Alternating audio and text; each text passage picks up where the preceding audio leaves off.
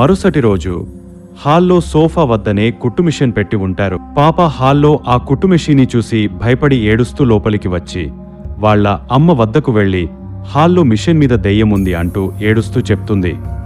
గుండె ఒక్కసారిగా నీరు అవుతుంది వారికి. ఇక అక్కడికి వచ్చి చూస్తే అక్కడ ఏమీ లేదు. ఇక్కడ ఎవరు లేరు కదమ్మా, నీకు ఎలా కనిపించింది అని అడిగారు. ఇక పాప ఏడుస్తూ నన్ను భయపెడుతున్నాడు అంది. ఇంకా అడిగితే భయపడుతుంది అని ఇక్కడ ఎవ్వరు లేరు అన్నారు వాళ్ళు. ఎలాగో ఆ రాత్రి బిక్కుబిక్కుమంటూ గడిపారు వాళ్ళు.